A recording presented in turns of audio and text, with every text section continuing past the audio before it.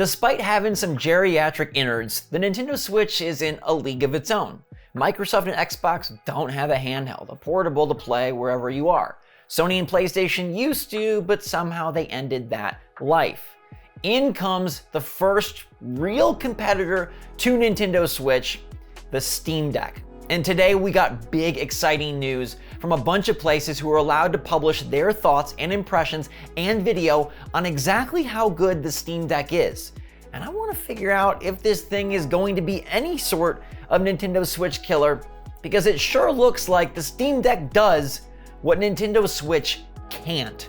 What's going on, everybody? It's Zach from SwitchForce. Hit that like button if you enjoy these videos, and let me know if you want to play a Steam Deck in the comments down below, and if you think there's any chance that the Steam Deck slices into the Switch's immense market share. Now, the bottom line is that the Steam Deck is impressing the heck out of everybody, receiving exceptional praise across a litany of previews, which proves to me that the Steam Deck is already a big success, because this thing is completely sold out and people love it.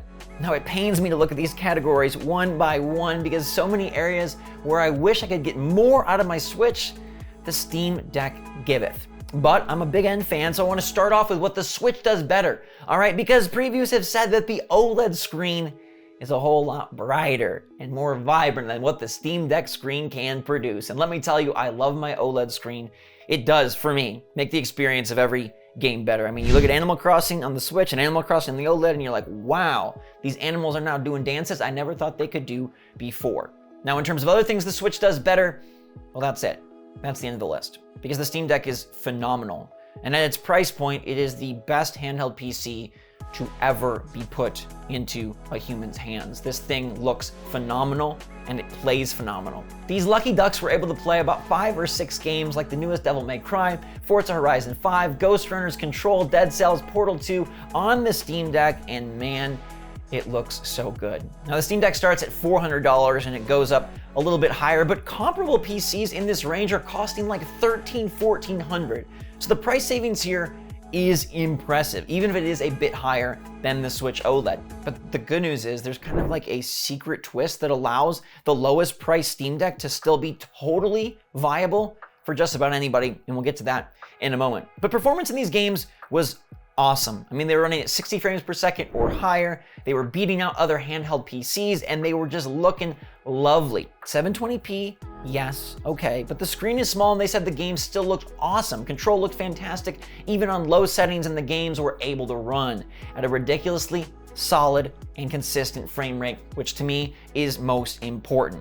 Now, they're having some issues with Forza Horizon 5, but the fact that you can play Microsoft Xbox's Forza Horizon 5 on the Steam Deck portably is already impressive, and supposedly there's going to be some optimization work that goes between now and official release, and probably honestly beyond, to try and build compatibility out for as much of the Steam library as possible. So some games won't work perfectly, but hopefully eventually most of them will work excellently. So it's got great performance. It can play all the modern AAA games without any pesky cloud. You play them. It's native. It's right there. You're playing the game. They run great. They look great. And the thermals are really nice too. This thing ain't gonna explode in your hands. The battery life, I think it's totally serviceable. They say 2 to 8 hours, and in some of the videos I was seeing about 3.5 on a game like Ghost Runner. But if you are playing something that's kind of lower key, right, like a Stardew Valley, perhaps you can eke closer to that 8-hour maximum. So it's leaps better than the Switch in performance, as we expected, based on the awesome hardware. How does it feel? How does the controls work? How does this hardware sit situated since it's so darn wide? It kind of looks like a behemoth in comparison to the OLED, which I find to be a bit funny. It's just a large system, especially for someone like me with small hands, and that might be a bit of a problem. It sounds like some of the controls are a little stretched out, but as long as you can reach, the controls feel fantastic, and people are quoting that these sticks are the best a handheld has ever had. And we know that the Switch Joy-Con sticks aren't amazing. I mean, there's a reason tons of people like to play with Pro controllers. It just feels much better. So having fantastic sticks that are even more improved from the Pro controller directly on the thing is really nice. And it's got all sorts of input for all sorts of accessibility. You got sort of the touch pads for like mouse or touch controls. You got gyro that works really well. You've got all sorts of back panels. You got triggers, you got buttons, you got a D-pad, and you have these awesome sticks. So in the realm of controlling the game, it just obliterates the Nintendo Switch. And it sounds like those options aren't just options, but they're really good options. A really good D-pad, really good buttons, really good triggers. The only complaint I've seen is that they really don't have much rumble. Haptic feedback was not a priority for Valve. They didn't want to invest in it. And considering the price point here, it wasn't worth them pushing even more into this high-powered machine. Now, I told you we get to something super cool, kind of like a secret sauce that Valve has said, voila, check this out. SD cards work wonderfully with this thing. So if you were worried that, oh gosh, I'd have to kind of upgrade to the $650 unit to have the proper storage to play enough of my Steam library to justify this thing, fear not, because little SD cards, just like in the Switch, work well. And they did comparisons where they tried out load times to see, and it's almost indistinguishable in many cases, like running natively on the onboard SSD or running off the SD card, boom, boom, you're playing the game. And that to me opens up an incredible can of worms, because now you can get the $400 Steam Deck and roll with some SD cards, have extra storage, not really sacrifice too much of the load time issue, and you've got this machine that plays the games we wish were on Switch, with better controls than Switch, with awesome speakers, because they say that the speakers are super impressive and this thing sounds wonderful, with the potential for even more given that you can load Windows on this thing. It's a freaking PC. You got the D-pad, you got 60 frames per second, you got a screen that they say works well, whether it's bright or dim, and is really playable no matter where you are, except maybe lying in bed because it's pretty wide and looks kind of heavy. And all of a sudden, I'm like, dang, the Switch just got completely punked by a system that at its lowest price doesn't cost that much more, and that lowest price is now workable because you can expand the storage. And oh my gosh, is this the beginning of the end for Nintendo Switch's total winning ways? My answer is no. I think the Steam Deck will be very successful, and I think the Steam Deck will be the best other thing besides Switch to play games handheld. I also think the Steam Deck will be a lot of players' preferred choice to play their games on the go because it has an expansive library that continues to expand exponentially. Like day one, this thing will have the largest library for a console ever, because there's just that many games on Steam, and there's so much variety, from little indie hits to big AAA titans. You can play them all, and you can play them all pretty darn well. You can play Xbox and PlayStation games that have been brought to Steam on your portable Steam Deck, and that's freaking great. And yet, somehow it just won't match the magic of Nintendo Switch. It won't match in terms of marketing, it won't match probably in terms of availability, and it won't match in terms of Mario. You see, Nintendo doesn't really care about the Steam Deck. As weird as that is to say, because I just described that this Steam Deck absolutely beats the Switch in every category except the bright vibrancy of the OLED screen. You'd think they'd be worried, but I know that they're not, because they play a different game. And it's because of their games that they can play a different game. Their games play differently. Mario and Zelda and Animal Crossing, Mario Kart and Pokemon.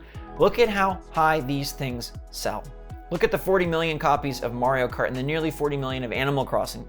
Look at the over 6 million that Pokemon Legends Arceus shipped in its first week, and you can see why Nintendo knows that they hold all of the aces. I know, it's kind of weird, because lined up side by side, you'd say, oh my gosh, the Steam Deck is the far superior choice, and by stats and numbers, it is, but there's that long-standing nostalgic magic that only Nintendo themselves can conjure, and they have conjured it 100 million-fold this generation. And look, at some point Nintendo will inevitably upgrade their hardware, and then what? Then third-party titles will be more playable on the Switch, then graphics won't be as big of a gap, and then they'll still have Mario and Link, Smash Bros, and Mario Kart. They're also just marketed totally differently. The Steam Deck is like a hardcore computer enthusiast platform, and the Switch is for like everybody. Whether it's your daughter or your grandma, everybody can play the Switch and benefit from the fun that it brings. Now, the conversation to me that's far more interesting is the conversation around, is it worth having both? Both a Nintendo Switch and a Steam Deck. That to me is a lot more interesting than the sales conversation, where I strongly feel like Nintendo will continue to sweep the floor. Plus the conversation of like, okay, at $400, the lowest entry level for Steam Deck, is that preferable to a Switch OLED considering there's only a $50 gap? Like, that stuff is gonna be really fun to dig into, and I can't wait to make videos about that for all of you, because I think there might be a lot more competition there than when it comes to just straight NPD stat numbers. Now, maybe I'm totally wrong here. Maybe the Steam Deck is going to cut into Nintendo's market share. I just don't see it. I think as similar as they are, they're also very different, or at least they're targeting different types of audiences. Nonetheless, I'm so excited about the Steam Deck. Don't get me wrong, like I am beyond pumped to play this. I'm salivating at the people that already have a super cool review unit, and I wish that was me, because I do have a big Steam library, because I know I'll love playing this, and because getting so many of these games natively without the cloud with better controls, better graphics will be wonderful. And hey, maybe it even gives us a look into the future of what Nintendo could do next, of what a Switch Pro or a 4K model could eventually be. But one thing's for sure, I won't be playing Kirby in the Forgotten Land on the Steam Deck, and I won't be playing Splatoon 3 on the Steam Deck, and I won't be playing The Legend of Zelda Breath of the Wild 2 on the Steam Deck, and that is why the Switch is still totally A-okay. Now let me know what you think in the comments down below. Are you impressed by the fact that this just blows the Switch away in so many ways, or do you agree that, hey, the games matter most? And even though there's a humongous assortment on Steam Deck, it's the Switch stars that stand out? Or do you think there's room for both? How do you think this is all gonna play out and pan out, and where do you think you'll fall? Do you wanna get a Steam Deck? Are you satisfied with your Switch? Does this make you really hopeful for whatever Switch can do next? Give me all that in the comments down below. Start typing away, and make sure you stay safe, stay healthy, stay happy, stay positive out there. I love you guys a lot. I appreciate you so much. And until next time, thanks again for watching. SwitchForce out.